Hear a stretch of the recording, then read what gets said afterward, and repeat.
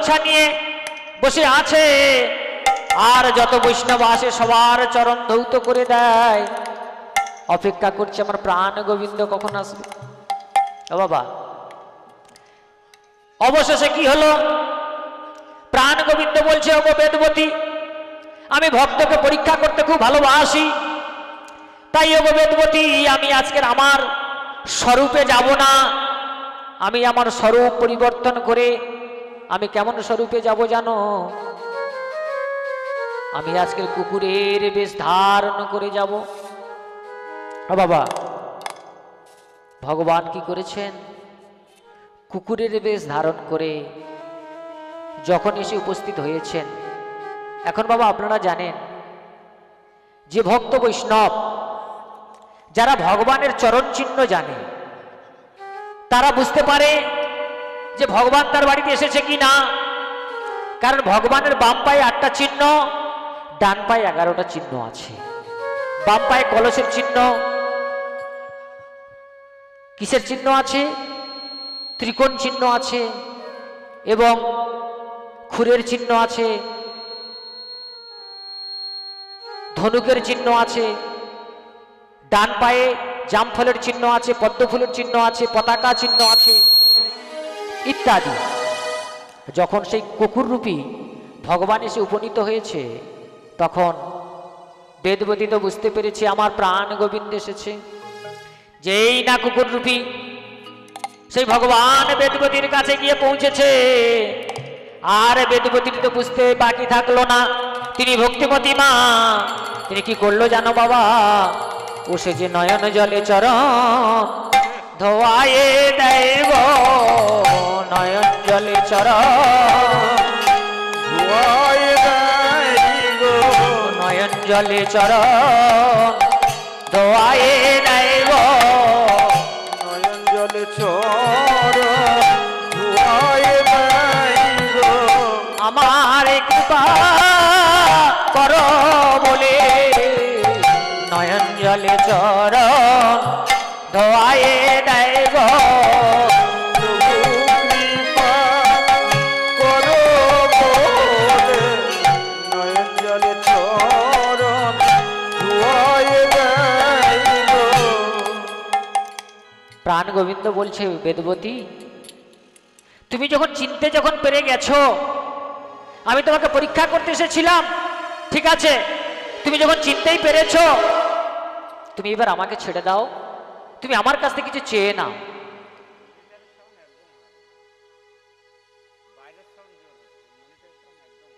জয় রাধে, হরে কৃষ্ণ। দাদা আমাদের ইউটিউব হচ্ছে, অনুগ্রহ করে একটু সাউন্ডটা ঠিক রাখবেন। রাধে রাধে, হরে কৃষ্ণ, হরে রাধে রাধে। ও বাবা, তা ভগবান বললো, বেদবতী তুমি কিছু আমার কাছে চেয়ে নাও। তো বেদবতী বলছে, দয়াময়, অনেক ভাগ্যের ফলে বৈষ্ণব আসিয়া মেলে, অল্প ভাগ্যে হয় না কখনো।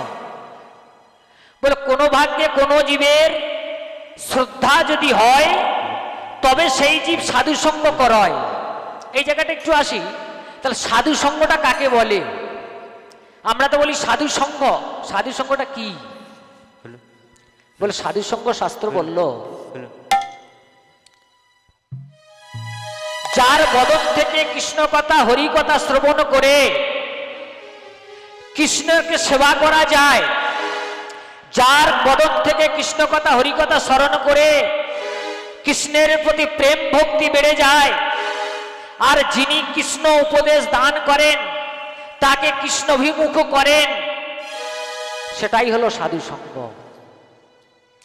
সাধু সঙ্গ মানে আপনি যেটা শ্রবণ করবেন সেটাকে জীবনে আচরণ করবেন, এটাই সাধু সঙ্গ। আর সাধুটা কাকে বলে? তিনি সাধু যিনি কোনো ভক্তকে কৃষ্ণ উপদেশ দেবেন, কৃষ্ণ অভিমুখে তাকে পরিচালিত করবেন, সর্বদাই কৃষ্ণের কথা তার কর্ণ করে প্রবেশ করিয়ে তাকে সৎসঙ্গে এগিয়ে যাওয়ার অনুপ্রেরণা যোগাবেন। তাই শাস্ত্র বলল, গঙ্গা পাপং শশী তাপং দৈন্য কল্প তরু হরে, পাপং তাপং দৈনং সত্য সাধু সমাগমে। বলে গঙ্গাতে প্রবেশ করলে, স্নান করলে, পতিত পাবনী গঙ্গা আমাদের পাপকে ধৌত করে দেয়, চন্দ্রের কিরণের নিচে দাঁড়ালে আমাদের দেহটা যেমন শীতল হয়ে যায়, অনেক দুঃখ কষ্ট থাকলেও কল্পবৃক্ষের নিচে দাঁড়ালে যেমন আমাদের মনের সকল বাসনা পূরণ হয়ে যায়, ঠিক পাপং তাপং দৈন তিনটেই যদি কোনো সাধুগুরু বৈষ্ণবের চরণ দর্শন করা যায়, মুহূর্তের মধ্যে তা ঠিক হয়ে যায়। নিতাই গৌর সীতানাথ কৃষ্ণ প্রমানন্দে হরি হরি বল। তাই বাবা, এই সাধু গুরু বৈষ্ণব, কারণ শাস্ত্র বলল যে সাধু গুরু বৈষ্ণব তিনে এক দেহ হয়, এ তিনে কখনো ভিন্ন কভু নয়। বৈষ্ণব জানাতিথি বিষ্ণু জানাতিথি বৈষ্ণব, যিনি বিষ্ণুকে জানেন তিনি হলেন বৈষ্ণব। বলে কোন শুদ্ধ বৈষ্ণবকে দর্শন করলে কি হয়?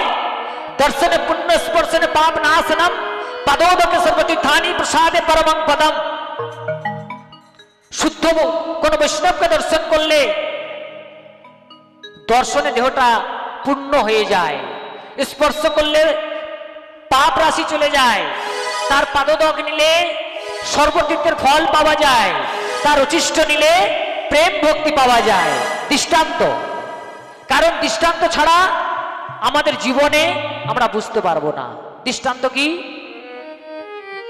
দেবর্ষিপাদ নারদ, যিনি আগের জন্মে পূর্ব জন্মে এক দাসীর পুত্র ছিলেন, তিনি বৈষ্ণবদের উচিষ্ট সেবা করেছিলেন, আর সেবা করার জন্য তাদের কৃপাতে তিনি তপস্যা করে পরের জন্মে গুরু গোবিন্দের কৃপায় তিনি দেবর্ষিপাদ হতে পেরেছিলেন।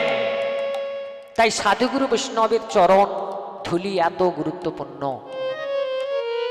কিন্তু আমরা এই কলিযুগে আমরা তো ভুলে গেছি প্রণাম করতে, আমরা তো ভুলে গেছি মাথাটাকে নিচু করতে। কারণ একটা দৃষ্টান্ত ভাগবত দিয়েছিল।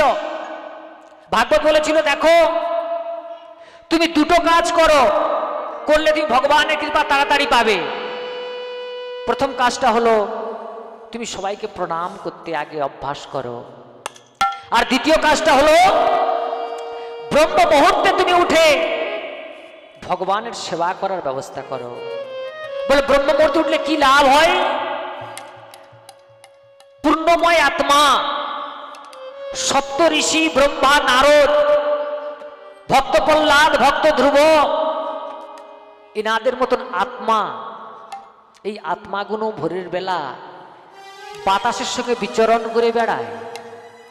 সেই বাতাস যদি আপনার অঙ্গে লাগে তা আপনার মতো প্রেম ভক্তি জাগরিত হবে। তাই বলছে ব্রহ্ম মুহূর্তে তুমি ওঠো, আর একটা কাজ করো, তুমি প্রণাম করো। দৃষ্টান্ত ভাগবত কি দিল? বলে দেখো ভোলা মহেশ্বর একজন ভক্ত ছিল, তার কোনো সন্তান ছিল না। ভোলা মহেশ্বরকে বলে, হে দয়াময়, আমাকে একটা সন্তান দাও। ভোলা মহেশ্বর বলল, ঠিক আছে, তুমি সন্তান পেতে পারো। তার বয়স হবে 5 বছর। বলছে ঠিক আছে, তাই হোক। বাবা সন্তান হলো, আস্তে আস্তে বড় হচ্ছে। 4.5 বছর বয়স হয়ে গেল।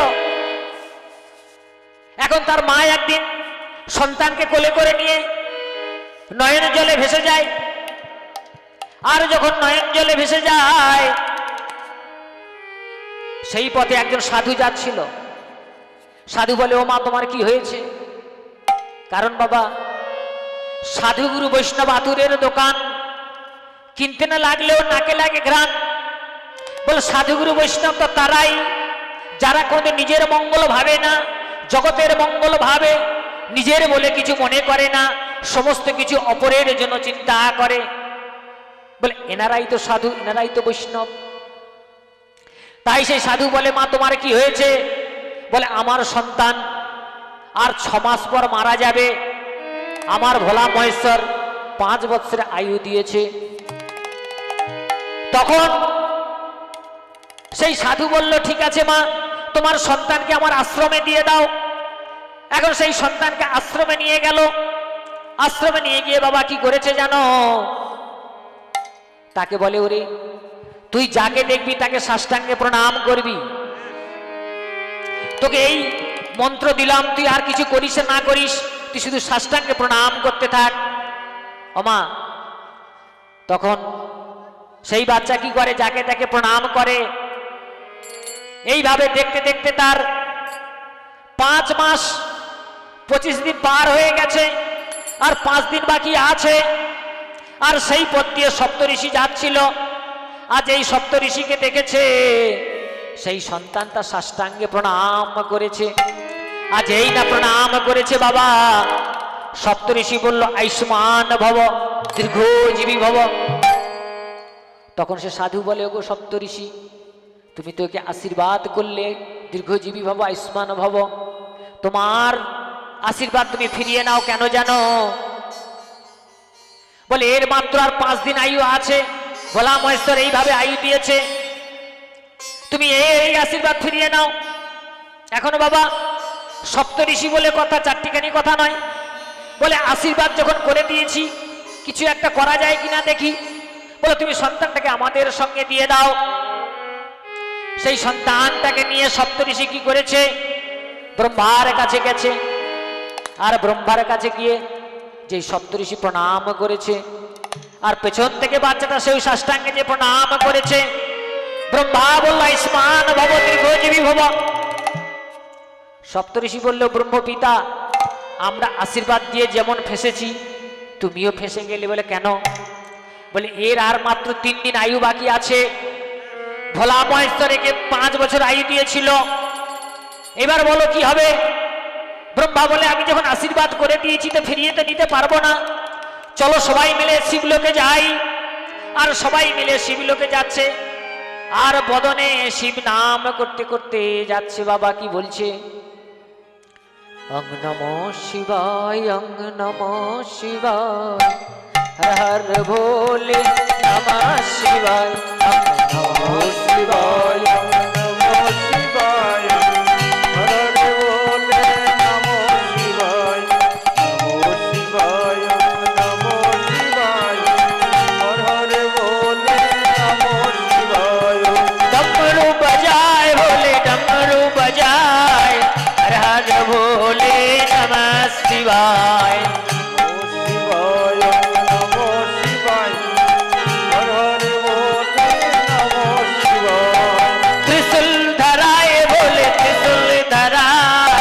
हर हर भोले नमो शिवाय।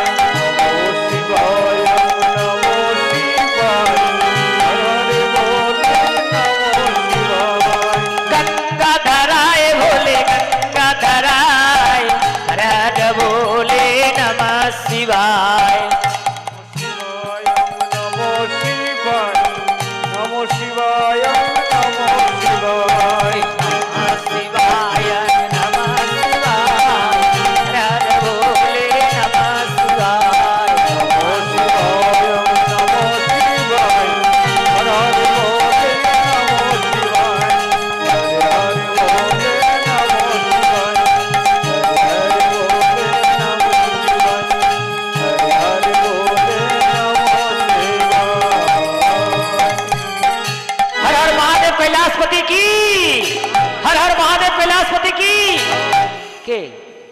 কি ব্যাপার তোমরা এখানে? হ্যাঁ প্রভু, আমরা এসেছি আপনার কাছে। বলো কেমন আছো তোমরা? আমরা ভালো আছি। এবার বাবা ব্রহ্মা সপ্তঋষি সবাই সাষ্টাঙ্গে প্রণাম করেছে, আর সেই বাচ্চাটাও প্রণাম করেছে। আর আমার ভোলা মহেশ্বর বলে আয়ুষ্মান ভব দীর্ঘজীবী ভব। এবার ব্রহ্মা বলে, ওগো ওগো ভোলা মহেশ্বর, আমরা আশীর্বাদ করে যেমন বিপদে পড়েছি, তুমি আশীর্বাদ করে বিপদে পড়লে। বলে ব্যাপারটা বুঝতে পারলাম না। বলে ব্যাপারটা কি জানো? তুমি তোকে আয়ু দিয়েছিলে 5 বছরের, আর 1 দিন বাকি আছে ওর মৃত্যু হতে। বলো তোমার এর উপায় কি হবে, তুমি এবার বলে দাও। ভোলা মহেশ্বর বলে, আশীর্বাদ যখন করে দিয়েছি কিছু তো একটা ভাবতে হবে। বলে ঠিক আছে, ওকে আমার কাছে রেখে দাও দেখি। এবার সেই বাচ্চাটা ভোলা মহেশ্বরের কাছে বসে বসে শিব নাম জপ করে। 1 দিন পার হয়ে গেছে, যমলোক থেকে যমরাজ এসেছে খাতা নিয়ে। আর এসে ভোলা মহেশ্বর বলে, হে ভোলা মহেশ্বর, তুমি তো মহাকাল, তুমি ওকে স্পর্শ করে আছো, তুমি স্পর্শ করে আছো বলে আমি তাকে প্রাণটা নিতে পারছি না, তুমি ওকে ছেড়ে দাও।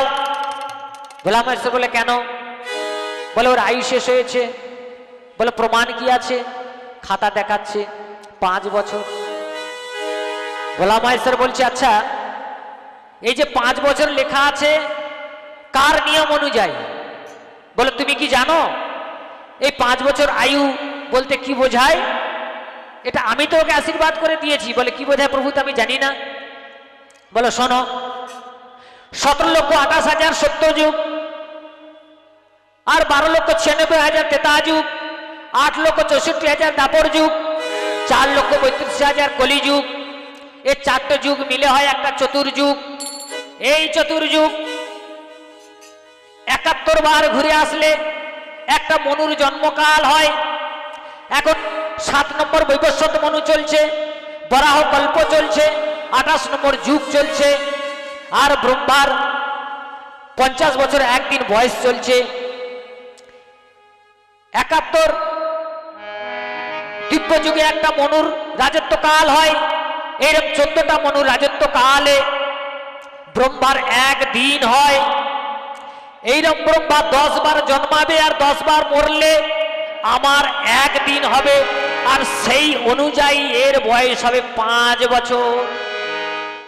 ওকে যমরাজ, তুমি শুনে রাখো, এই বালকের এত দীর্ঘায়ু থাকার জন্য একে আমি আশীর্বাদ করলাম, আজ থেকে এই বালকের নাম হবে মার্কণ্ডেয় মুনি। জয় জয় নিতাই গৌর সীতানাথ কৃষ্ণমানন্দে হরি হরি বল। ও বাবা, তাহলে এটাই হলো প্রণামের মাহাত্ম্য। তাই এই আয়ুষ্মান ভব দীর্ঘজীবী ভব, তাই শাস্ত্র বলল তুমি পারলে তোমার পিতা মাতাকে একটু নমস্কার করো, তার আশীর্বাদ যদি থাকে তুমি গুরুদেবের আশীর্বাদ পাবে, আর গুরুদেবের আশীর্বাদ যদি থাকে তুমি নিত্যানন্দের আশীর্বাদ পাবে, আর নিত্যানন্দের যদি আশীর্বাদ পেয়ে যাও তুমি গৌর হরির আশীর্বাদ পাবে, আর গৌর হরির আশীর্বাদ পেয়ে গেলে তুমি রাধা রানীর আশীর্বাদ পাবে, আর রাধা রানী যেদিন তোমাকে আশীর্বাদ করে দেবে তোমার কৃষ্ণ প্রাপ্তি হয়ে যাবে। কৃষ্ণ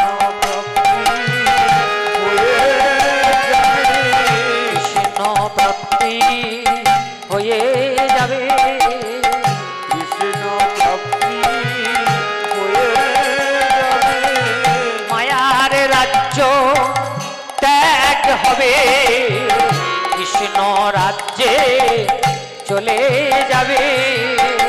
মায়ার রাজ্য ত্যাগ হবে, কৃষ্ণের রাজ্যে চলে যাবে। আশীর্বাদ করি তোমার কৃষ্ণ প্রাপ্তি হয়ে যাবে, আশীর্বাদ করি তোমার কৃষ্ণ প্রাপ্তি হয়ে যাবে। আশীর্বাদ করি তোমার কৃষ্ণ প্রাপ্তি হয়ে যাবে। আচ্ছা বাবা, এই বিশ্ব ব্রহ্মাণ্ডের বাবারা জানে, আমি এই বিষয়ে 100% শিওর। আচ্ছা মায়েরা, আপনারা আমার মায়ের মতন মতন না, আপনারা আমার মা। আচ্ছা মা, এই বিশ্ব ব্রহ্মাণ্ডের সর্বশ্রেষ্ঠ ভক্ত কে? মায়েরা একটু বলবেন, বলা যাবে এই সন্তানকে একটু? আমা বলবেন? হ্যাঁ, শুনতে পাচ্ছি না বাবা। কি রাধে রাধে। আচ্ছা অমা, আচ্ছা শুনুন মা, শুনতে থাকুন। এই বিশ্ব ব্রহ্মাণ্ডের সর্বশ্রেষ্ঠ ভক্ত হলো আমার রাধা রানী, তার নিচে হলো গোপী। এইবার আপনাদের জানি না আমি আপনাদের চরণে আমি স্থান পাওয়ার যোগ্যতা অর্জন করতে পারছি কি না, তবে আমি চেষ্টা করছি বোঝানোর জন্য বাবা। আমি আপনারা যদি বলেন, আপনাদের আশীর্বাদ আমার কাছে অনেক স্টক আছে ভজনের, কারণ আমি এখান থেকে এই পাঠ সেরে আমি ক্যানিংয়ে যাব, সেখানে আমার পাঠ আছে। আমি তাই জন্য কমিটি ভাইদেরকে বলেছি একটু তাড়াতাড়ি বসাতে, ওইখানে গিয়ে আমাকে পাঠ করতে হবে, ওইখানে শুধু রাতভর ভজন গাইতে হবে, শুধু হিন্দিতে ভজন করতে হবে। তো যাই হোক, আমি ভজনের জায়গায় যাচ্ছি না, আমি ভাগবতের মধ্যে ঢুকে প্রবেশ করে থাকতে চাইছি। আমি বলতে চাইছি মা, ব্রজগোপীরা যখন কৃষ্ণকে হারিয়ে দিয়েছিল তখন কি করেছিল না, সেই সময় তারা যে আবৃত্তি করেছিল শ্লোক তাকে বলা হয় গোপী গীত। এই গোপী গীত কে শ্রবণ করেছিল আমার গৌরহরিকে না, সার্বভৌম ভট্টাচার্য আর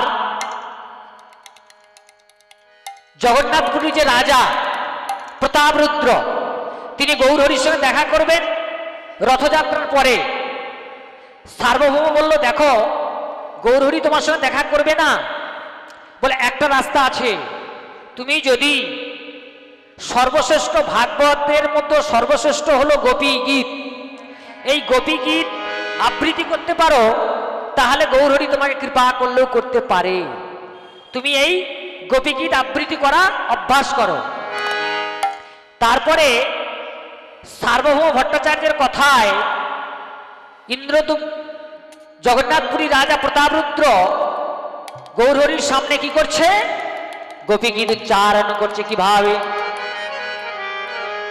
হে নন্দ নন্দন হে যশোদা জীবন হে দামোদর হে শ্রী মাধব হে নন্দ নন্দন যশোদা জীবন হে हे माधव हे माधव।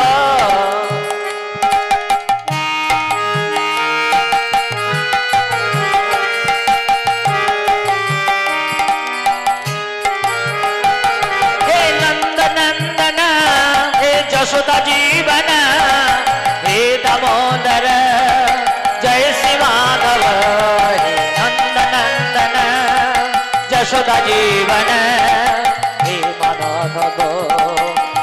माधव।